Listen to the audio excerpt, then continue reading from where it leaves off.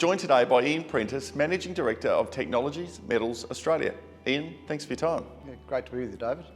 You have an advanced titanium vanadium project in Midwest WA. Tell us about the project and why is it so compelling?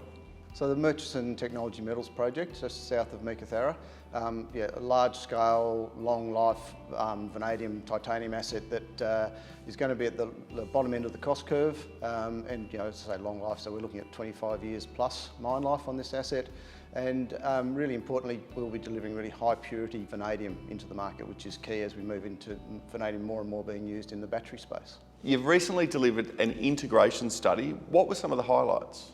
So I guess the real highlight of that was bringing our satellite Yarrabubba deposit into the overall project that had originally been based on the Gabonintha area, so then we formed this Murchison Technology Metals Project. The difference with Yarrabubba is down there we can actually produce a separate ilmenite product, so that's where the titanium comes in, and it's only while we're mining down at Yarrabubba that we can do that. So we're looking at the first 10 years or so of our operation, we'll be able to produce two products, so the vanadium, high purity vanadium, but also this really attractive ilmenite product. And so that's the real key for that integration. It delivered us a 44.5 million tonne reserve at very high grades of vanadium and a nice high grade ilmenite reserve, which, as I say, delivers something like a 25-year mine life. And how does this project look from an Australian or even a global perspective?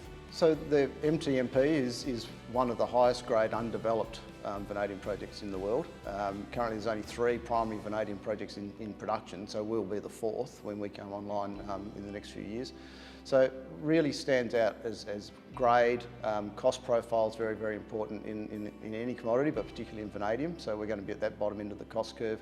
So it does stand out from that, and it all comes back to the geology, to the ore body, which is just ideal for really good high recoveries at relatively low costs. Where to from here? So we're in what we've called the implementation phase of the project. So we've taken from the integration study, we're really updating what's going to be a bankable financial model that will be delivered to the financiers around the funding solution for the project. And we're in the phase now of, we've been going through a commercial competitive tendering process. So we're actually going directly to the market rather than going through an engineering house. So we're engaging directly with market to get actual pricing to go into that financial model. And so we'll be delivering that updated information to the market around the economics of the project. We'll have an updated reserve coming out in the new year because we've just released a new resource. So we've got a lot more material in our measured and indicated category. So we expect the reserve will grow. So that 25 years will push out even longer. So a lot of news flow happening over the next little while, and then engagement with market, offtake customers.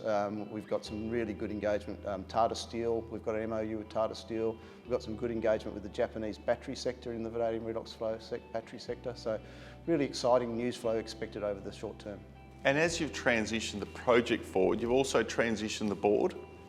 We have, yeah. Over the last 12 months or so, we've really built capacity into the board, and we've Jacqueline Murray joined us about this time last year, who's a representative of our major shareholder, Resource Capital Funds. But more recently, Carmen Letton has joined us, a very experienced mining engineer, most recently with Anglo American, so fantastic strength in delivery on projects and operational skill sets there. So really helps to really, as I say, really beefs up that board for us. A highly skilled team, a world-class project, a clear path to development. Exciting times ahead for Technology Metals Australia and its shareholders. Ian, thanks for your time. Thank you very much.